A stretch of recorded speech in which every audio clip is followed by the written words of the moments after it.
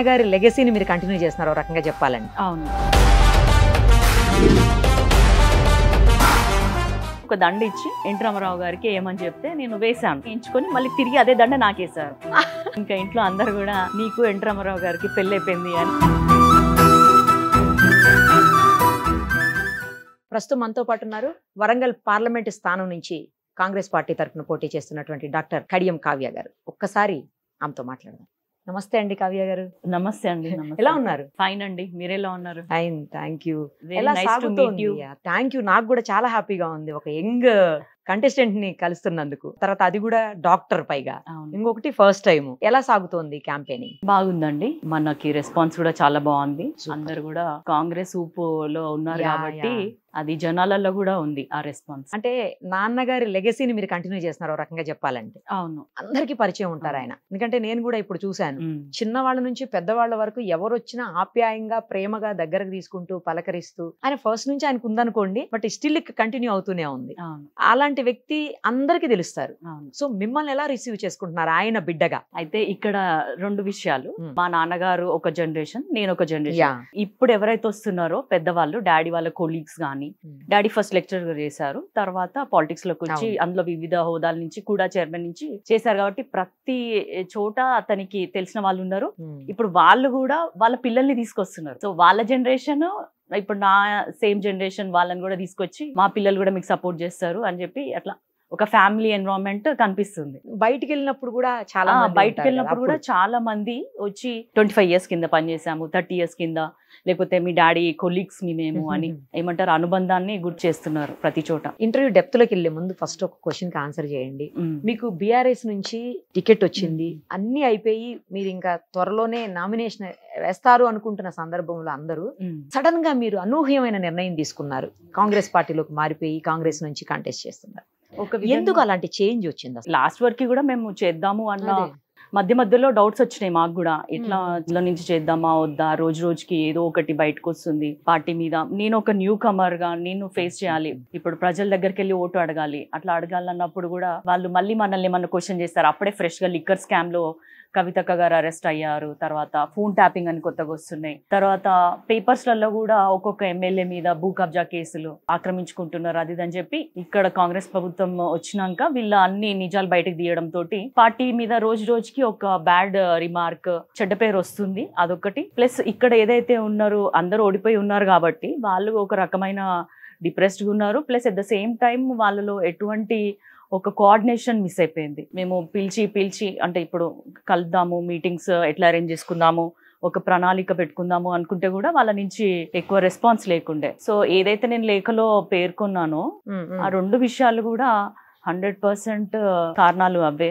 ఇంకొక విధంగా చూసుకుంటే మా గన్పూర్ ఇప్పుడు డాడీ ఇంత కాంగ్రెస్ వేవ్ లో కూడా ఉమ్మడి వరంగల్ జిల్లా నుంచి డాడీ గెలిచారు బీఆర్ఎస్ నుంచి. అది ఏంటంటే కేవలము కడియం శ్రీహరి గారైతే, ఎందుకంటే 15 ఏళ్ల క్రితము గన్పూర్లో చేసిన అభివృద్ధి కార్యక్రమాలే మనకి మేము ప్రచారంకి వెళ్ళినప్పుడు కూడా అవే శిలాఫలకాలు కనబడ్డాయి మాకు. అవే రెసిడెన్షియల్ స్కూల్స్, అవే హాస్పిటల్స్, తర్వాత దేవాదుల ప్రాజెక్ట్ సంబంధించింది అవే కనిపించినాయి తప్ప కొత్తగా వచ్చిన అభివృద్ధి ఏం లేదు గన్పూర్లో. కాబట్టి ప్రజలు కూడా ఎట్లా అనుకున్నారంటే, అంటే అంతకుముందు ఉన్న ఎక్స్ఎమ్మెల్యే మీద విసిగి వేసారిపోయారు జనాలు. అందువల్ల సార్కి ఇద్దాము, సార్ని గెలిపించుకుంటే పనులు చేస్తాడన్న నమ్మకంతో చేసినప్పుడు మా నాన్నగారు కూడా ఒక ఫీలింగ్లో ఉన్నారు, ఏంటంటే ఇప్పుడు చేస్తాను, ఇంకా మళ్ళీ ఫర్దర్గా నేను పాలిటిక్స్ చేయను, మళ్ళీ పోటీ చేయను, కాబట్టి నేను ఏదో ఒకటి నా మార్కు చూపెట్టుకోవాలి అన్న ఉద్దేశంతో అధికార పార్టీలో ఉంటేనే మనము చాలా వేగంగా పనులు చేయగలుగుతాము, మనకి 5 ఏళ్ళు సరిపోతుంది అన్న ఉద్దేశంతో అనేక విషయాలు ఆలోచించుకొని మేము బయటకు రావడం జరిగింది. మీరు బయటకు వచ్చారు ఓకే, బట్ దానికంటే ముందు చాలా ఇష్యూస్ జరిగి ఉన్నాయి. ఒకవేళ పార్టీ గనక పదవిలో ఉండుంటే, అంటే అధికారంలో ఉండింటే మీరు మారకుండా అదే పార్టీ నుంచి కంటిన్యూ చేసి ఉండేవాళ్ళు? యాక్టివ్ గా నేనైతే లేను పాలిటిక్స్ లో, అంటే మా పార్టీలో మా నాన్నగారు ఉన్నారు కాబట్టి తన అభిప్రాయాలు అప్పుడు కూడా చెప్పారు. వరంగల్ జిల్లాని మాకు 6 ముక్కలు చేశారు, అది వద్దని చెప్పారు మా నాన్నగారు. ఇట్లా కొన్ని ఇప్పుడు గవర్నమెంట్ తీసుకునే నిర్ణయాలు కానీ ఏదైనా తను కొంచెం ఓపెన్ గా అందరితో కంపేర్ చేస్తే ఎవరేం మాట్లాడకపోయి ఉండొచ్చు, కానీ డాడీ మాత్రం ఖచ్చితంగా కేసీఆర్ గారికి చెప్పడము, కేటీఆర్ గారికి చెప్పడము, హరీష్ రావు గారికి చెప్పడము, తన అభిప్రాయాలు ఖచ్చితంగా చెప్పేవారు. అధికారంలో ఉన్నప్పుడే చెప్పేవారు, ఇది కరెక్ట్ ఇది రాంగ్. ఆ రోజు కూడా దళిత బంధు ఇచ్చినప్పుడు కూడా ఈ పథకం మాకు పులి మీద స్వారీ చేసినట్టు అని ఓపెన్ గా చెప్పినారు. అంటే తను ఎప్పుడైనా అభిప్రాయాన్ని నిక్కచ్చిగా చెప్పేస్తారు. ఏటు ఆలోచించారు మనకేంటి పార్టీ ఏమన్నా అనుకుంటుందా, కేసీఆర్ గారు ఏమన్నా అనుకుంటారా అని. సో అట్లాంటివి మాకు డాడీకి ముందు నుంచి అలవాటే కాబట్టి ఇక అధికారంలో ఉన్నామా లేమా అని కాకుండా ఎందుకైనా మంచిది అని చెప్పేసి వద్దు అనుకున్నాము. మేము అప్పటికే రాజీనామా లాంటిది ఏం చేయలేదు. జస్ట్ మేము పోటీ చేయము అని చెప్పినాము. కానీ మరుసటి రోజే మన మీద పెద్ద ఎత్తున ఎవరైతే కలిసి రాని వాళ్ళందరూ కూడా ఇక్కడ వరంగల్ జిల్లాలో ఉన్న ఎక్స్ ఎమ్మెల్యేలు అందరూ ముక్కుముడిగా మా మీద దాడి చేశారు, పర్సనల్ గా కూడా. సో అప్పుడు కూడా మాకు చాలా బాధేసింది. మేము రాజీనామా కూడా చేయలేదు, కేవలం పోటీ చేయము అని మాత్రమే చెప్తున్నాం కదా, ఇంత దాడి ఎందుకు చేస్తున్నారు మా మీద అని. కొంచెం భౌతిక దాడులు కూడా దిగారా? లేదు, మానసికంగానే మాటలతో దాడి చేయడం స్టార్ట్ చేశారు కదా.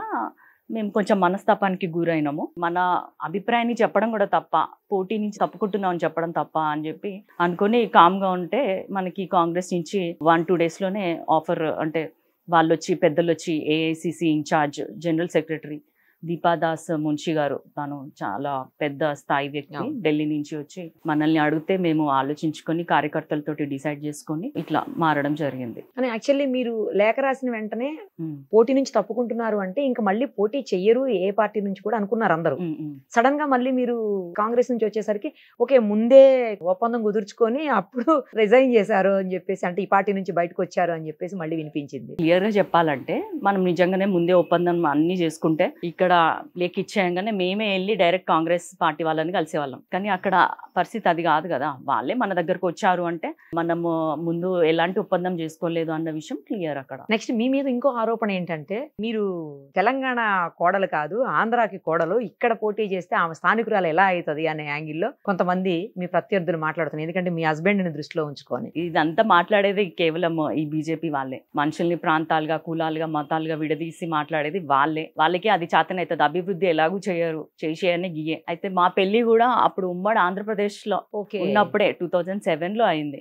సో అప్పుడు తెలంగాణ, ఆంధ్ర ఇవన్నీ ఏం లేవు కాబట్టి అలా గడిచిపోయింది. ఇప్పుడు పాయింట్ ఎవరైతే మాట్లాడుతున్నారో వాళ్ళకు కూడా వాళ్ళ భార్య గాని ఇంకెవరో ఆంధ్ర నుంచి వచ్చిన వాళ్ళే ఉన్నారు, కానీ ఆరోపించడం మాత్రం మన మీద ఆరోపిస్తున్నారు అట్లా. సో అది పెద్ద విషయం కాదు. ఎవరు ఎక్కడి నుంచి అయినా పోటీ చేయొచ్చు, ఎవరు ఎక్కడి నుంచి అయినా ఉండొచ్చు. అందులో వరంగల్ కి, ఓరుగల్లుకి ఒక చరిత్ర ఉంది, ఆడబిడ్డలు పరిపాలించిన చరిత్ర. రాణి రుద్రమదేవి గాని, సమ్మక్క సారక్క గాని ఇట్లాంటి వాళ్ళందరూ కూడా ఓరుగల్లు ఆడబిడ్డలే గాని వేరే చోట కోడలుగా ఉన్న అది ఉంది కాబట్టి ఆల్రెడీ ఇక్కడ ఆ చరిత్ర కొనసాగుతుంది. ఇప్పుడు నా నుంచి కూడా అది కొనసాగుతుంది ఖచ్చితంగా. కావ్య గారు, అసలు మీరు ఆంధ్ర అబ్బాయిని ఎలా పెళ్లి చేసుకున్నారు అది చెప్పండి ఒకసారి. ఇక్కడ డాడీ మినిస్టర్ అయినాక మేము హైదరాబాద్ కి షిఫ్ట్ అవడం జరిగింది 8th class లో. సో అప్పుడు మనకి స్కూల్లో కూడా ఎక్స్ట్రా కరికులర్ యాక్టివిటీస్ లో సింగింగ్, డాన్సింగ్, సోషల్ సర్వీస్ ఇట్లా 3-4 సబ్జెక్ట్స్ ఉంటే నేను సోషల్ సర్వీస్ ఎంచుకున్నాను. అప్పుడే ఆర్ఫనేజెస్ కి వెళ్ళడము, వాళ్ళ స్టోరీస్ వినడము, ఓల్డ్ ఏజ్ హోమ్స్ కి వెళ్ళడము. అప్పుడే ఆ ఏజ్ లోనే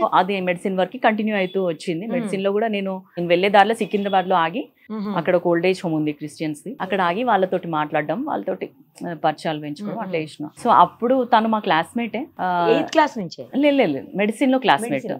సో తను కూడా రావడం జరిగింది ఒకసారి. సో అప్పుడు చూసాను. ప్లస్ ఒకసారి మా క్లాస్ లో కూడా మెడిసిన్ చదువుతున్నప్పుడు, హాస్పిటల్ కదా, అవును. సో సడన్ గా ఎప్పుడైనా బ్లడ్ షార్టేజ్ ఉన్నప్పుడు ఏదైనా గ్రూప్ వచ్చి అడుగుతారు స్టూడెంట్స్ ని. అడిగినప్పుడు నేను నిల్చున్నా, తను నిల్చున్నాడు.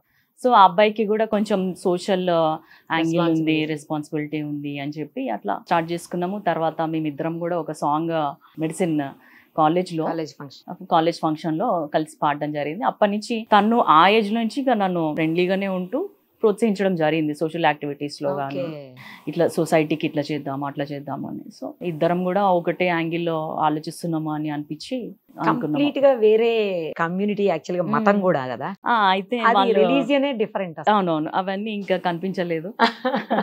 ప్లస్ తను నాకంటే స్వచ్ఛమైన తెలుగు మాట్లాడతాడు కాబట్టి నాకు ఏనాడు కూడా తను వేరే అబ్బాయి అనిపించలేదు. ఆంధ్ర వాళ్ళు బాగా మాట్లాడతారు అదే కదా తెలుగు. అంటే ఈ లాంగ్వేజ్ వేరే నిజమే. నేను అబ్జర్వ్ చేసిన ఇక్కడ ఉన్న వాళ్ళు వేరేలా కొంచెం డిఫరెంట్ ఉంటుంది, అక్కడ వాళ్ళు స్వచ్ఛమైన తెలుగు మాట్లాడతారు. నాన్నగారు మంచి పొజిషన్ లో ఉన్నారు కదా, అవునవును, అట్లా యాక్సెప్ట్ చేశారా మరి మ్యారేజ్? ఇష్యూస్ అయినా ఒకటి మా ఎంగేజ్మెంట్ కూడా April 14th doctor BR Ambedkar గారి జయంతి రోజున జరిగింది. సో మా నాన్నగారు ఒక విధంగా తాను ఎంత క్లీన్ ఇమేజ్ తోటి ఉన్నారో అంత క్లారిటీ ఆఫ్ థాట్ తోటి కూడా ఉంటారు. సరే అమ్మాయి ఇష్టపడింది, తన హ్యాపీనెస్ ఇంపార్టెంట్ అని చెప్పి డాక్టర్ బిఆర్ అంబేద్కర్ గురించి చెప్తారు చాలా మంది గొప్పగా. కులము మతము లేదని చాలా గొప్పగా చెప్తారు. ప్రాక్టీస్ బిఫోర్ యూ ప్రీచ్ అన్నట్టు డాడీ గారు చేతల్లో చూపించారు. ఓకే 1-2 days కొంచెం తను ఇబ్బంది పడ్డారు, but at the end of the day okay అనుకున్నారు. వాళ్ళ పేరెంట్స్ వచ్చి మాట్లాడారు, అంతా స్పెషల్ మ్యారేజ్ యాక్ట్ లెక్కనే చేసేసుకున్నాం మ్యారేజ్. అంత బానే ఉంటారండి? అంతా బాగుంటుంది. మా అత్తమ్మ వాళ్ళు కూడా చాలా బాగా చూసుకుంటారు. సో కుల మతాలకు అతీతమే నిజంగా. ఆ భేదం అనేది లేకుండా చేసుకున్నారు. గ్రేట్ అసలు. అటు నుంచి కూడా మనకేం ప్రెషర్స్ ఉండవు, కూల్గా ఉంటది. ఇప్పుడు 2 ఫెస్టివల్స్ చేసుకుంటారా ఇంట్లో? ఎట్లా? 2 కాదు 3 చేసుకుంటాం మేము. 3 చేస్తారా? హిందూ ఫెస్టివల్స్ చేసుకుంటాము, ఒకటి రంజాన్ చేసుకుంటాము, క్రిస్మస్ కూడా చేసుకుంటాం. రంజాన్ కి మీరు కూడా రోజా ఉంటారా? లేదు, నేను ఏది కూడా ప్రాక్టీస్ చేయలేదు ఒక విధంగా వాళ్ళవి. నేను మొత్తం పూర్తిగా నాలాగే ఉంటాను. ఆంటీ వాళ్ళు చేసుకున్నప్పుడు వెళ్ళి జస్ట్ మనం తినేసి రావడం. క్రిస్మస్ అంటే నేను క్రిస్టియన్ స్కూల్లో చదువుకున్నాను, సెంట్ ఆన్స్. అప్పుడప్పుడు చర్చెస్ కి వెళ్ళడము అన్ని చేస్తాం కాబట్టి, అంటే ఎప్పుడైనా కుదిరినప్పుడు ఆ క్రిస్మస్ రోజు అట్లా వెళ్ళేసి మాకు చాలా పరిచయాలు ఉన్నాయి వాళ్ళతోటి కూడా. అంటే మినిస్టర్స్ క్వార్టర్స్ లో కుందన్ బాగ్ లో ఉన్నప్పుడు అక్కడ నన్స్ హోమ్ ఉండేది ఒకటి. సో ఎప్పుడైనా సండేస్ ఎప్పుడైనా వెళ్ళినప్పుడు అట్లా పరిచయం. ఏం పాట పాడారు అప్పుడు మీరు మీ హస్బెండ్ ఇద్దరు కలిసి? ఏదో ఒక చిన్న బిట్టు పాడండి మా కోసం. పాట పాడమంటారా? పాడాల్సిందే. ఏంటి ఆయన చూస్తే గానీ పాట వస్తుందంటే ఇక్కడ కూర్చోబెడతా. అప్పుడు ఉన్నంత అదిగా రాక పర్వాలేదు, కొంచెం పాడండి మాకు. కభీ తో నజర్ మిలాओ కభీ తో కరీబ్ आओ కభీ తో నజర్ మిలాओ కభీ తో కరీబ్ आओ. అంతవరకే వచ్చు. అంతవరకు గుర్తుంది. అది మీరు రైటర్ కూడా అని విన్నాను. అంటే నేను ఫస్ట్ రాసింది 8th క్లాస్లో రాసిన. మా డాడీ మీదనే రాసిన ఫస్ట్. అంటే ఏదైనా కూడా ఒక టాపిక్ ఇచ్చి రాయమంటే నేను రాయలేను. స్వతహాగా నేను ఫీల్ అయినప్పుడు కొన్ని పేపర్స్లలో ఇట్లా అప్పట్లో వరకట్న వేధింపులకి చనిపోయింది ఇట్లాంటివి చూసినప్పుడు బాగా బాధేసేది నాకు. అట్లాంటివి ఇక మెల్లమెల్లగా వాటి మీద రాయడము, ప్రకృతి మీద రాయడం. వర్షం పడిందంటే ఖచ్చితంగా ఒక కవిత్వం రావాల్సిందేనా? అసలు అట్లా ఇంకా కొంచెం విప్లవం వైపు కూడా రాస్తుంటాను. నేను ఎక్కువ నెగిటివ్ రాయను, జస్ట్ ఓన్లీ ఎండ్ లో పాజిటివ్ కనబడాల్సిందే. మీ థింకింగ్ పాజిటివ్ అదొకటి. తర్వాత పేపర్స్ కి కూడా కొన్నిసార్లు ఆర్టికల్స్ రాస్తాను. సరే, అయితే రైటర్ కూడా ఉన్నాడు అంటే హెల్త్ పరంగా కానీ లేకపోతే సొసైటీ ఎడ్యుకేషన్ ఇట్లాంటి పైన. రైటర్, డాక్టర్, పాలిటీషియన్, అమ్మో, సింగర్, మల్టీ టాలెంటెడ్. నాన్నగారు చాలా దాదాపు 35 years నుంచి, మీరు చాలా చిన్న ఏజ్ నుంచి ఆయన పాలిటీషియన్గా ఉన్నారు, పాలిటిక్స్లో ఉన్నారు. ఆయన రాజకీయ జీవితంలో ఉన్నప్పటి నుంచి ఎప్పుడైనా మీరు ఎవరినైనా ప్రామినెంట్ లీడర్స్ని కలిసారా? పార్టీకి సంబంధం లేకుండా అడుగుతున్నాను నేను. ఎవరైనా పెద్ద పెద్ద లీడర్స్ని ఎప్పుడైనా కలిసారా? గుర్తుందా? వాళ్ళతో ఏం మాట్లాడారో చెప్పండి. ఎవరైనా కలిస్తే. నాకు అప్పుడు జస్ట్ 5 years 6 years ఉంటాయి. వరంగల్లో భారీ బహిరంగ సభ ఒకటి ఏర్పాటు చేశారు అప్పుడు ఎన్టీ రామారావు గారు, సీనియర్ ఎన్టీ రామారావు గారు. అయితే మా నాన్నగారు ఏంటంటే మమ్మల్ని ఎక్కడికి తీసుకెళ్లేటోళ్ళు కాదు. సో మేము అలా ఏదో దొంగచాటుగా వెళ్ళి అక్కడ కూర్చోవడం అలా చేస్తే సడన్ గా నన్ను గ్రూప్ లో చూశారు. అంతకుముందు నాయకులు డాడీ తోటి తిరిగిన వాళ్ళు చూస్తారు కదా, అరే కడియం స్టేర్ బిడ్డ అని చెప్పి పైకి తీసుకెళ్లి ఒక దండ ఇచ్చి ఎన్టీ రామారావు గారికి ఏమని చెప్తే నేను వేశాను. ఆయన అడిగారు ఎవరు అంటే శ్రీహరి గారు అమ్మాయి అంటే వేస్తే వేయించుకొని మళ్ళీ తిరిగి అదే దండ నాకేశారు. అయితే ఇంటికి రాగానే ఇంకా ఇంట్లో అందరు కూడా నీకు ఎన్టీ రామారావు గారికి పెళ్లి అయిపోయింది అని నన్ను బాగా ఏడిపించారు. సో ఫస్ట్ నా లైఫ్ లో ఒక పెద్ద రాజకీయవేత్త గాని, ఒక పెద్ద మానవతావాది అనొచ్చు ఆయనని. ఆయననే మహానుభావుడు, చాలా గొప్ప వ్యక్తి. ఆయనని కలిసి అదృష్టం నాకు కలిగింది. అసలు ఇంకెవరన్నా కలిసారా తర్వాత? ఇక మామూలు మిగతా వాళ్ళందరినీ కలిసాను. ఎప్పుడు కూడా నాకు అది చిన్న ఏజ్ కదా, 8th class 9th class అంటే ఏ మినిస్టర్లు వచ్చినా ఎమ్మెల్యేలు వచ్చినా కూడా మన ఫ్యామిలీ మెంబర్సే అన్న ఫీలింగ్ లో పెరిగిన నేను. మీకు బాగా ఇష్టమైన సీఎం ఎవరు? అంటే చాలా డిసిప్లిన్డ్ గా అయితే చంద్రబాబు నాయుడు గారు ఉంటారు. ఒక్కోసారి కంపేర్ చేసుకుంటే అనిపిస్తుంది. తర్వాత నిన్న మాత్రం నాకు సీఎం రేవంత్ రెడ్డి గారు డాడీకి అడుగు అడుగున ఇచ్చే ఒక మర్యాద, ఒక సీఎం స్థాయిలో ఉండి కూడా ఒక సీనియర్ నేతని ఇంత బాగా రిసీవ్ చేసుకోవడము, నాకు రేవంత్ రెడ్డి గారు బాగా నచ్చుతున్నారు. ఇప్పుడు నిన్నటి స్పీచ్ అయితే అసలు హైలైట్. మీరు ఓపెన్ గా కూడా మండే సూర్యుడు అంటూ మొదలు పెట్టారు. నిజమే అది. మరి ఆయన అంత కసిగా అంత పులిలాగా మాట్లాడుతున్నారు ఎక్కడ పోయినా. అంత స్థాయిలో ఉండి కూడా కడియం శ్రేయర్ గారిని నేను తీసుకొచ్చాను, వాళ్ళు మమ్మల్ని అప్రోచ్ అవ్వలేదు అని ఏదైతే ఇంత మంది 1,00,000 మంది సాక్షిగా అందరి ముందు మాట్లాడడం ఒక సీఎం స్థాయిలో ఉండి అంటే చాలా గొప్ప విషయం అది. సో అట్లా వాళ్ళు చాలా న్యాచురల్ గా ప్రేమని పంచడం కానీ, వాళ్ళ అభిప్రాయాలు చెప్పడం కానీ ఒక నేతలో ఉన్నప్పుడు వాళ్ళు మనకు తప్పకుండా ఆరాధ్యులైతారు. డాక్టర్ గా మీకు ఇప్పటికే చాలా ఎక్స్పీరియన్స్ ఉంది, చాలా మందికి సర్వీస్ చేశారు కడియం ఫౌండేషన్ ద్వారా. అలాగే నాన్నగారు చెప్పినా కూడా ఏ పని మీరు కాదనకుండా, ఇందాక నేను చూస్తున్నాను ఎవరో ఒక వ్యక్తిని పరిచయం చేస్తుంటే నేను వాళ్ళ ఏరియాలో క్యాంప్ చేశాను, మెడికల్ క్యాంప్ అని చెప్తున్నారు మీరు. సో అలా చాలా కార్యక్రమాలు మీరు చేపట్టున్నారు. బట్ రాజకీయాలకు మాత్రం మీరు కొత్త, రాజకీయాల్లో ఏ మాత్రం ఎక్స్పీరియన్స్ లేదు. నాన్నగారిని చూసి ఉండొచ్చు కానీ మీకైతే పర్సనల్ గా లేదు. మీ ఎదురుగుండా ఉన్నటువంటి ప్రత్యర్థులందరూ కూడా బలమైన వాళ్ళు రాజకీయంగా, ఫైనాన్షియల్ గా కూడా ఒక రకంగా చెప్పాలంటే. సో ఎలా ఎదుర్కోబోతున్నారు, మీ ముందు ఎలాంటి వ్యూహం ఉంది? డాడీని చూసినప్పుడు తన ప్రిన్సిపల్స్ ఏవైతున్నాయో అవే మనల్ని ఇంత దూరం తీసుకొచ్చినాయి. ఒకటి నీతి నిజాయితీగా ప్రజలకు అందుబాటులో ఉండడము, నిక్కచ్చిగా ఉండడం. కొందరు ఏం చేస్తారంటే చేసి పెడతాం అని ప్రజల్ని వెంట తిప్పుకొని తర్వాత చేయలేము, వాళ్ళ టైం వేస్ట్ మన టైం వేస్ట్ కదా. ఇట్లాంటివన్నీ కాకుండా కూడా ఒక క్లారిటీ తోటి తను పాలిటిక్స్ చేశారు. సో ఆ విధంగా అట్లాంటి క్వాలిటీస్ అయితే నేను డెవలప్ చేసుకున్నాను, అదే ఫాలో అవుతాను. ఎందుకంటే నాన్నగారు అంటే కూడా చాలా భయం, భక్తి. ఆయన చెప్పిన మాటనే మేము ఫాలో అవ్వడము చిన్నప్పటి నుంచి అంతే, నాతో పాటు మా చెల్లెళ్ళైనా కూడా.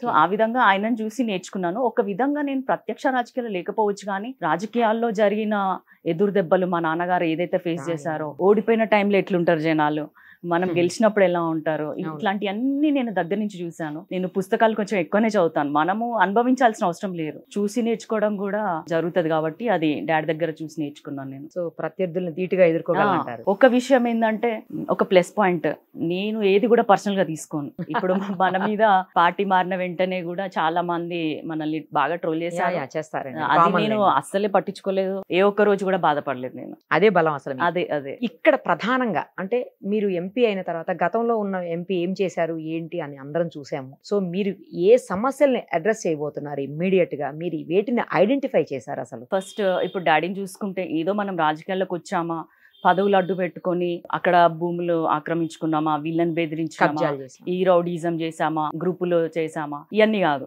మనకి ఎంతసేపు ప్రజలకి ఏమన్నా చేయగలుగుతున్నామా లేదా, మన వంతు ఏదన్నా సాయం చేయగలమా లేదా, లేకపోతే మన నుంచి ఎలాంటి అభివృద్ధి, ఈ రోజు ఒక మంచి పని ఏం చేయగలుగుతామన్న ఆలోచనతోటే ఉంటారు డాడీ.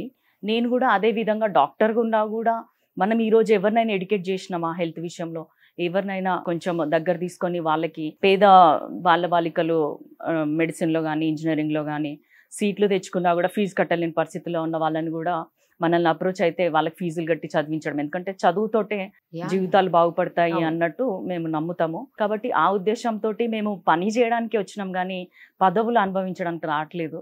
కాబట్టి ఒక ఎంపీగా నాకు కూడా చాలా అవగాహన ఉంది. వరంగల్ అంటే చాలా ప్రేమ నాకు ఫస్ట్. కాబట్టి నా వల్ల వరంగల్కి ఎంతో కొంత మంచి జరగాలి తప్ప నేను ఊరికే స్తబ్దుగా ఉండడం నాకు ఇష్టం లేదు. ఏ సమస్యలు ప్రధానంగా మీరు ఐడెంటిఫై చేశారు? ఎందుకంటే మీరు ఉన్నత విద్యావంతురాలు కూడా కదా, అవతల నాన్నగారికి ఎలాగూ రాజకీయ అనుభవం.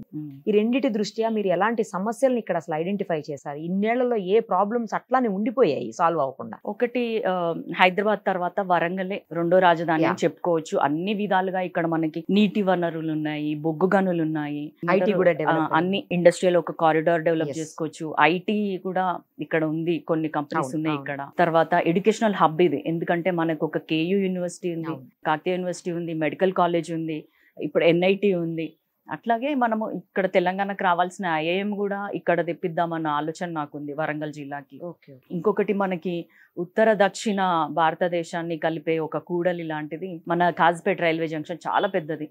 సో భారతదేశంలోనే దాన్ని డివిజన్ గా డెవలప్ చేసుకుంటే ఎక్కడైతే ట్రాన్స్పోర్ట్ ఎక్కువ ఉంటుందో అభివృద్ధి కూడా చాలా వేగంగా సాగుతుంది అనేది మన అందరికి తెలుసు. సో దాన్ని డివిజన్ గా చేయడము, ఒకటి మామ్నూర్ ఎయిర్పోర్ట్ ని డెవలప్ చేయడము, ఇంకా ఓఆర్ఆర్ చేయడము. ఇక్కడ నేను కడియం ఫౌండేషన్ లో నుంచి ఎక్కువ గవర్నమెంట్ స్కూల్స్ కి వెళ్ళడం జరిగింది. అక్కడ పిల్లల్ని పలకరించడం, వాళ్ళకి మెన్స్ట్రల్ హైజీన్ మీద అవేర్నెస్ తేవడము, అక్కడ వాళ్ళ టాయిలెట్స్ ఎట్లున్నాయి, బిల్డింగ్ ఎట్లుంది, ఇన్ఫ్రాస్ట్రక్చర్ ఎట్లుంది అని గవర్నమెంట్ స్కూల్స్ మీద ఐడియా ఉంది. అట్ ద సేమ్ టైం నేను గవర్నమెంట్ డాక్టర్గా 6 ఏళ్ళు సర్వీస్ చేశాను కాబట్టి ఒక గవర్నమెంట్ హాస్పిటల్లో ఎలాంటి సౌకర్యాలు ఉన్నాయి, ఏ మేరకు మనం దాన్ని డెవలప్ చేయగలము, చాలా చేయొచ్చు. మనం నెంబర్ పెంచాల్సిన అవసరం లేదు హాస్పిటల్స్ కి, ఉన్న దాంట్లో క్వాలిటీ మెయింటైన్ చేసుకుంటే సరిపోతుంది. ఏమైతే పేరుకి హాస్పిటల్ ఉంటుంది కానీ అక్కడ ఏ సౌకర్యాలు ఉండక మళ్ళీ హయ్యర్ సెంటర్స్ కి రిఫర్ చేయాల్సిన పరిస్థితి ఉంటుంది. కాబట్టి ఈ రెండింటిపైన నాకు పూర్తి అవగాహన ఉంది.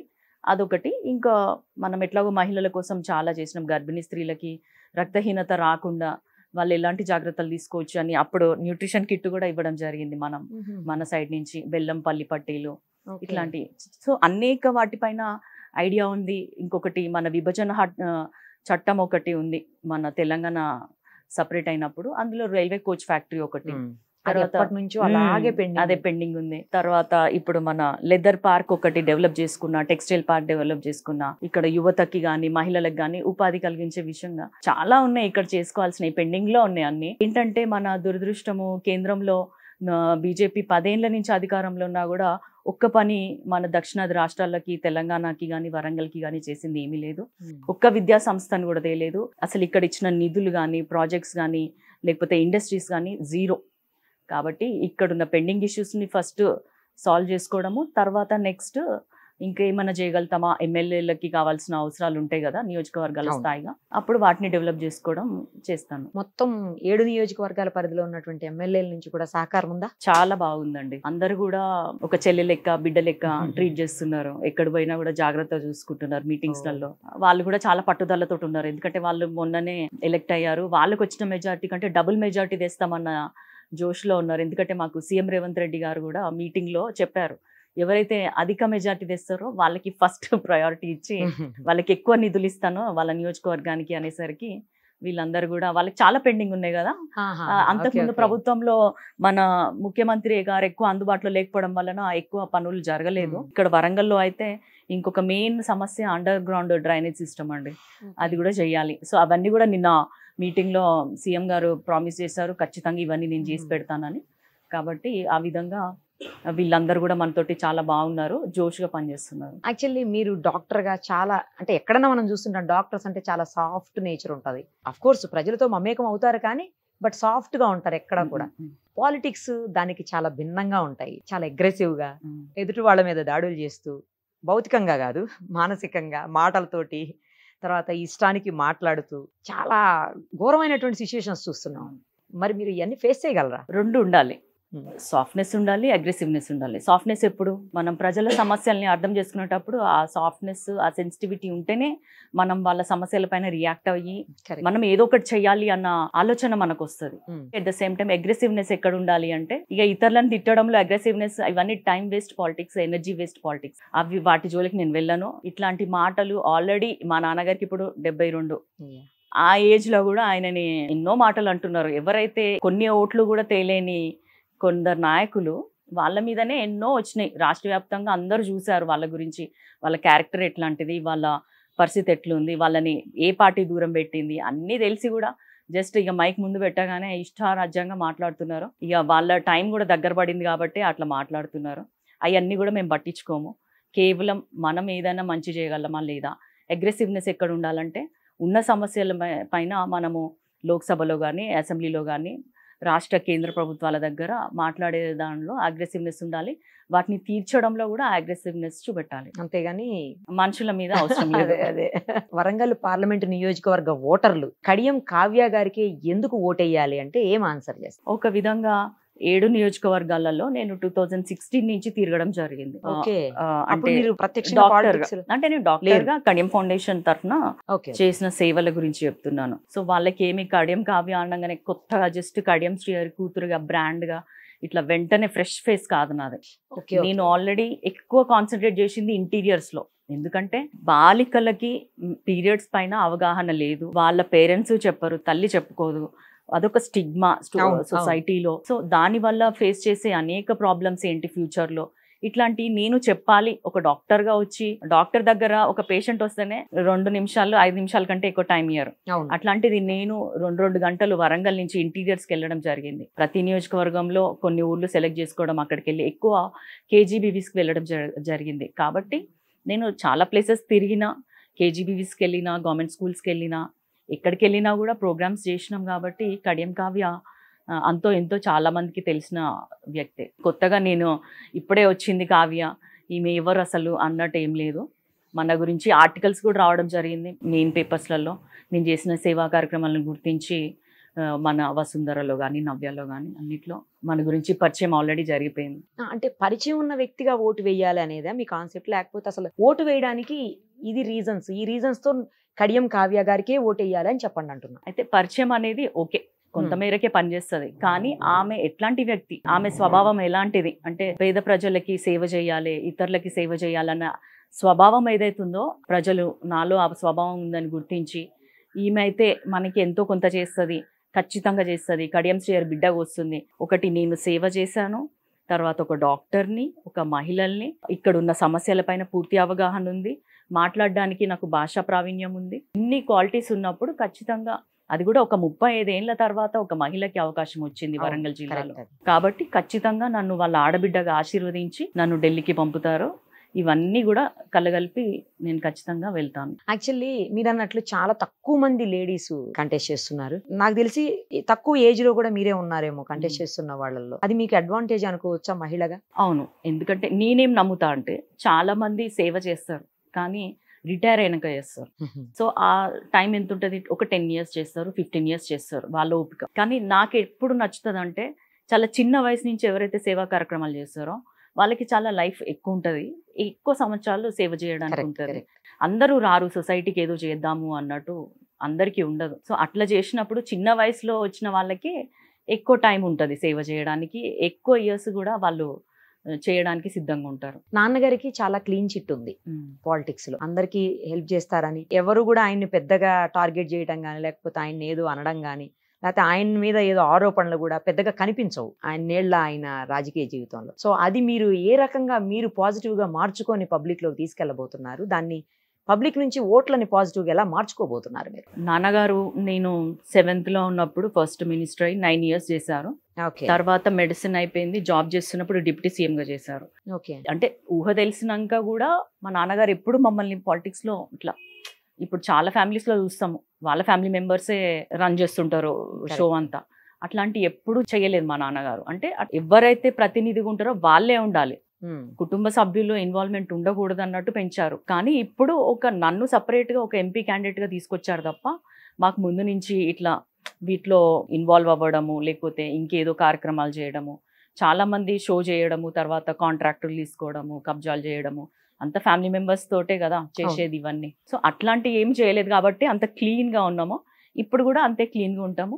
ఆయన ఎప్పుడు కూడా నన్ను కంట కనబెడతానే ఉంటారు. ప్లస్ అందులో తన ఇమేజ్ ఇంపార్టెంట్ కదా, 35 years నుంచి ఒక చిన్న ఫ్యామిలీ నుంచి వచ్చినప్పుడు దళితుడుగా, అట్లాంటి అతనికి చెడ్డ పేరు రావద్దు అన్నప్పుడు తనకి నా మీద నమ్మకం కలిగినాకనే నన్ను పాలిటిక్స్ లోకి ఎంట్రీ చేయించారు. ఇప్పుడు ఇక్కడ కుల సమీకరణాలు కూడా ఎంతవరకు వర్కౌట్ అవుతాయండి? ఖచ్చితంగా ఇప్పుడు ఎస్సీ అందరూ కూడా కాంగ్రెస్ కి ఫేవర్, ఎప్పుడైనా కూడా కాంగ్రెసే వాళ్ళని కాస్త ప్రోత్సహిస్తుంది. అదొక సెక్యులర్ కంట్రీ అనేది మనం ముందుకు తీసుకొస్తాం. ఇప్పుడు ఏదైతే నరేంద్ర మోడీ గారు మళ్ళీ నాకు 400 seats వస్తాయి, నేను రాజ్యాంగాన్ని మారుస్తా, ఇప్పటికే చూస్తుంటాం దళితుల్ని వేరే రాష్ట్రాలలో ఉత్తరప్రదేశ్, బీహార్ ఇట్లాంటి చోట్లలో చాలా ఘోరమైన స్థితిలో అట్రాసిటీస్ నడుస్తుంటాయి. మన తెలంగాణలో అట్లా ఉండదు ఒకటి, ఎందుకంటే ప్లస్ ఈ కాంగ్రెస్ వల్లనే నేను చిన్నప్పుడు విన్నా 10 ఏళ్ళకి ముందు ఇందిరమ్మ ఇల్లు అనేటోళ్ళు, అట్లాంటివి మళ్ళీ 10 ఏళ్లలో ఎక్కడ కూడా మనకి వీళ్ళకి ఇల్లు అనేది రాలేదు. చాలా డబుల్ బెడ్రూమ్స్ ఇచ్చామని చెప్తున్నారు కదా, కానీ అది ఒకరికి కూడా చూపెట్టలేదు కదా, ఖచ్చితంగా సగం సగం అయినవి చూపించారు. అది కూడా వాళ్ళు ఎన్నైతే ప్రామిస్ చేశారో అందులో సగం కూడా కంప్లీట్ కాలేదు. కానీ ఇందిరమ్మ ఇల్లు ఏదైతే పక్కా ఉన్నాయో అవే ఇప్పటికీ నడుస్తున్నాయి. ఇప్పుడు మళ్ళీ రానున్న 5 ఏళ్లలో కూడా ఇంకొక 4 లక్షల ఇల్లులు ఇవ్వడానికి మన కాంగ్రెస్ ప్రభుత్వం సిద్ధంగా ఉంది. మీరు ఇక్కడ ప్రధాన ప్రత్యర్థిగా బీఆర్ఎస్ ని భావిస్తున్నారా, బీజేపీని భావిస్తున్నారా? అసలు బీఆర్ఎస్ 0 అయిపోయిందండి. వాళ్ళు ఎవరినైతే ఒక అభ్యర్థి ఎన్నుకున్నారో అతను కనీసము ఇక్కడ ఓటర్ కూడా కాదు. సరే ఎవరు ఎక్కడి నుంచి అయినా పోటీ చేయొచ్చు, కానీ అంత లోపాయికార ఒప్పందం ఎందుకు? అంటే బీజేపీని గెలిపించుకోవాలి, కడియం శ్రీయర్ మా దగ్గర నుంచి వెళ్ళిపోయింది కాబట్టి ఖచ్చితంగా వాళ్ళైతే గెలవద్దు అన్న ఉద్దేశంతో మా అభ్యర్థి గెలిచేది లేదు, ఏం లేదు, కనీసం పక్కనోడికైనా గెలిపిద్దాము, పోయినోడు మనోడే, మనం అందరం కలిసి దందాలు చేసినాము, బీజేపీ అభ్యర్థితోటి మనం దందాలు చేసుకున్నాము, మనకి ఇప్పటికీ కాంటాక్ట్స్ ఉన్నాయి, మనకి అంతో ఎంతో పైసలు ఇస్తాడు అన్న ఉద్దేశంతో నేను అంతే అడుగుతున్నా. బీఆర్ఎస్ వాళ్ళు కనీసం డిపాజిట్ అనేది తెచ్చుకోండి మీరు, అది కూడా లేదు పరిస్థితి. కేవలం ఈయనకే కొమ్ము కాస్తున్నట్టు చేస్తున్నారు. బీజేపీ అభ్యర్థి ఎవరైతే ఉన్నారో ఆయన మొన్న డమ్మీని పెట్టారు అన్నట్టు, డమ్మీనే పెట్టారు.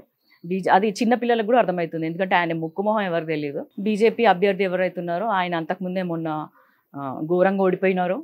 ఆయనను వర్ధన్పేట ప్రజలు మాకొద్దు ఈయన అని చెప్పి ఓడించడం జరిగింది. కొత్త అతన్ని తీసుకొచ్చిన కాంగ్రెస్ పార్టీని, కొత్త వ్యక్తిని వాళ్ళు ఎన్నుకోవడం జరిగింది వర్ధనపేట ప్రజలు. ఈయన 10 ఏళ్ళు చేసిండు. మరి 10 ఏళ్ళలో కూడా ఎక్కడ చూసినా కూడా మన మైన్స్ కానీ, క్వారీస్ కానీ, క్రషర్స్ కానీ, తర్వాత కబ్జాలు కానీ, ఏదైనా కొత్త వెంచర్ పడిందంటే ఇక నైట్కి నైట్ కాల్ వెళ్ళిపోయి మాకు ఇంత కావాలి, మాకు రాసి పెట్టండి, ఇలాంటి బెదిరింపు చర్యలు. ఆయనకి ల్యాండ్ కబ్జా చేసుకోవడానికి తన మన భేదం ఏమి ఉండదు. ఇంకా మన కార్యకర్త పక్కన కార్యకర్త ఏమి ఉండదు. అట్లాంటి వ్యక్తిని వాళ్ళు వద్దనుకున్నారు ఆయన ఆగడాలు భరించలేక. ఆయనను మళ్ళీ తీసుకొచ్చి బీజేపీ ఈ వరంగల్ లోక్సభ పరిధిలో రుద్దడానికి ట్రై చేస్తుంది. కానీ ఆయన ఖచ్చితంగా ఆయనకు కూడా డిపాజిట్ వస్తుందో రాదో డౌట్. మరి అంతటి దందాలు అలాంటి ఇల్లీగల్ యాక్టివిటీస్ చేస్తున్నప్పుడు ప్రభుత్వం మీదే ఉంది కదా, ఎందుకు వదిలిపెట్టేస్తున్నారు ఆయన? అంటే అప్పుడు ఆయన అదే ప్రభుత్వంలో ఉన్నాడు కదా. ఇప్పుడు వచ్చిన తర్వాత మీరు ఎందుకు చర్యలు తీసుకుంటారు? ఇప్పుడు తీసుకుంటారు. ఇప్పుడు కాంగ్రెస్ ప్రభుత్వం అదే ఉద్దేశంతో ఉంది. ఇప్పుడు ఫర్ ఎగ్జాంపుల్ భూపాల్పల్లిలో కూడా ఆయన గుట్టలు, మైన్స్ అన్నీ ఉన్నాయంట. అవన్నీ సీజ్ చేపిచ్చేస్తారు. ప్లస్ ఎక్కడైతే మనకు వీళ్ళు అక్రమాలు చేసినట్టుగా అనిపించినాయి, ఇప్పుడు అందుకే కదా ఒక్కొక్కటి బయటకు వస్తుంది. ఇప్పుడు కాంగ్రెస్ ప్రభుత్వం అదే ఉద్దేశంతో ఉంది. ఎవరైతే అది ఇట్లాంటివన్నీ చేసి వాళ్ళ మీద ప్రూఫ్స్ ఉన్నాయంటే ఖచ్చితంగా వాళ్ళని జైలుకి పంపించడానికి కాంగ్రెస్ ప్రభుత్వం చాలా సీరియస్గా ఉంది. నాన్నగారికి చాలా ఉన్నత పదవులు ఇచ్చి మేము ఎక్కడో కూర్చోబెట్టాము, సీఎం గారితో పాటు ఈక్వల్గా చూసాము ఆయన్ని. అలాంటి వ్యక్తి మా పార్టీ జెండాతోటి గెలిచి మమ్మల్ని ముంచేసి ఇప్పుడు కూతురు కోసం ఆయన పార్టీ మారారు అని చెప్పేసి మాట్లాడుతున్నారు కొంతమంది. వాళ్ళకి ఏం సమాధానం చెప్తారు? కడియం శ్రీహరి గారు 2014లోనే రాజకీయాలకు రాలేదండి. నేను ఎంతో 7th లో ఉన్నా అని చెప్పినాను కదా. అంటే టీడీపీ నుంచి ఉన్నారు. టీడీపీ నుంచి ఆయన 9 ఏళ్ళు ఒక ఉమ్మడి ఆంధ్రప్రదేశ్కి 9 సంవత్సరాలు వరంగల్ జిల్లాల నుంచి వచ్చిన ఏకైక మంత్రిగా, ఎంతో టాలెంటెడ్ మినిస్టర్గా, ఇంటెలెక్చువల్గా ఆయన పాలన చేశాడు వరంగల్ జిల్లాకి. పెద్ద పెద్ద శాఖలు ఇచ్చారు, చిన్న చిన్నవి కూడా కాదు. ఒక సోషల్ వెల్ఫేర్, మేజర్ ఇరిగేషన్, తర్వాత ఎడ్యుకేషన్ కూడా చాలా ఇంపార్టెంట్. ఎప్పుడైనా ఇట్లాంటి పెద్ద పెద్ద శాఖలే ఇచ్చినప్పుడు ఆయన అప్పుడే ప్రూవ్ చేసుకున్నాడు. ఇప్పుడు కొత్తగా వీళ్ళు మాకు లైఫ్ ఇచ్చింది ఏం లేదు, వీళ్ళు దళిత ముఖ్యమంత్రి అని చెప్పినప్పుడు ఆ మాట తప్పినారు కాబట్టి ఏదో నామకే వాస్తే లెక్క ఉప ముఖ్యమంత్రి పదవి ఒక ఏమంటారు ఒక గొప్ప వ్యక్తికి ఇచ్చారు. ఆయన దాన్ని చెడగొట్టుకున్నాడు. మనకి ఇప్పుడు ఈ రాజయ్య గారు ఎవరైతే ఉప ముఖ్యమంత్రి పదవిని సడన్ గా బర్తరఫ్ చేశారు, దానికి కారణాలు ఏంటో ఆయనకన్నా తెలుసో లేదో మాకు తెలీదు. అట్లాంటప్పుడు ఇంకొక మంచి పేరున్న వ్యక్తిని పెడితేనే మనల్ని జనాలు ఏమన్నారు అన్న ఉద్దేశంతో పెట్టడం జరిగిందని, రాగానే ఏమి మనకి ఉప ముఖ్యమంత్రి పదవి ఇవ్వలేదు. వాళ్ళదేదో కాపాడుకోవడానికి డాడీకి ఇచ్చారు. ఎట్ ద సేమ్ టైం ఆయన కూడా అంతే బాధ్యతగా దాంట్లో అన్ని రెసిడెన్షియల్ స్కూల్స్ ముస్లిమ్స్కి కానీ మైనారిటీస్కి అన్ని రకాలుగా వాళ్ళు మెన్యూ తయారు చేయడం కూడా, రక్తహీనత రాకుండా పిల్లలకి. తర్వాత ఈ మెన్స్ట్రల్ హైజీన్ నేను ఏదైతే చేశానో అది ఒక ఫాదర్గా తను చూశారు. మేము డిస్కస్ చేసుకున్నాక ఇట్లా ఆడపిల్లలు ఫస్ట్ క్లాస్లో ఉన్నంత స్ట్రెంత్ 10th వరకు ఉండట్లేదు అని చెప్పినప్పుడు, డ్రాప్ అవుట్స్ ఎక్కువ ఉంటున్నారు అని చెప్పినప్పుడు ఇది ఒక రీజన్ అని తెలిసినప్పుడు వాళ్ళకి కూడా హెల్త్ అండ్ హైజీన్ కిట్స్ ఇవ్వడం జరిగింది గవర్నమెంట్ తరఫున. అది ఆల్మోస్ట్ 6.5 lakhs అమ్మాయిలకి చేరుకున్నాయి ఓ సంవత్సరం పాటు. సో ఆ విధంగా తను ముందుకెళ్ళి పదవులని మంచిగా బాధ్యతాయుతంగా చేసినారు తప్ప వాళ్ళేదో మనల్ని హైలైట్ చేసింది ఏమీ లేదు. ఇట్లాంటివన్నీ ఓపెన్గా చెప్పడము, వాళ్ళు చేసే పద్ధతులు కొన్ని నచ్చక చెప్పకపోవడం వల్ల మరి రెండోసారి మనకి కనీసం ఎమ్మెల్యే డైరెక్ట్గా పాలిటిక్స్లో ఉండేటట్టు చేయలేదు కదా. ఒక ఎమ్మెల్యేగానో లేకపోతే ఎంపీగానో మనల్ని పంపించలేదు. కేవలం ఒక పార్టీలో అట్లా కొనసాగినాం ఎమ్మెల్సీగా. సెకండ్ టైం అయితే పక్కనే పెట్టారు కదా. మోడీ గారు మీరు ఇందాక అన్నట్లు 400 సీట్లు ఈసారి ఖాయం అని చెప్తున్నారు. మరోవైపు ఏమో కాదు, ఖచ్చితంగా రాహుల్ గాంధీ గారి జోడో యాత్రతోటి చాలా బలంగా ముందుకు దూసుకుపోతున్నారు, కాంగ్రెస్ ఈసారి అధికారంలోకి వస్తుంది అని చెప్పేసి కాంగ్రెస్ నేతలు అంటున్నారు. మీరేమంటారు? ఇక్కడ కూడా 2 ఉన్నాయి. ఒకటి మోడీ గారి స్వయం కృతం. ఇది 400 సీట్లని ఏదైతే ఆయన చెప్పుకుంటున్నారో, మన తెలంగాణలో చూసుకుంటే ఇప్పుడు వేరే రాష్ట్రాలలో ప్రధానమంత్రి ఆవాస్ యోజన అని ఉంటుంది. దాని కింద ఇల్లు నిర్మించడం జరుగుతుంది ప్రధానమంత్రి దాంట్లో. కానీ మన తెలంగాణలో ఎన్నో స్లమ్స్ ఉన్నాయి. ఎక్కువ మందికి కావాల్సింది ఇల్లే, షెల్టర్. కానీ అలాంటి ఇల్లు ఒక్కటి కూడా మన తెలంగాణలో లేదు. అప్పుడు మన కేసీఆర్ గారు వద్దన్నారు అట్నుంచి. కాబట్టి ఏది కూడా చేయలేదు ఆయన.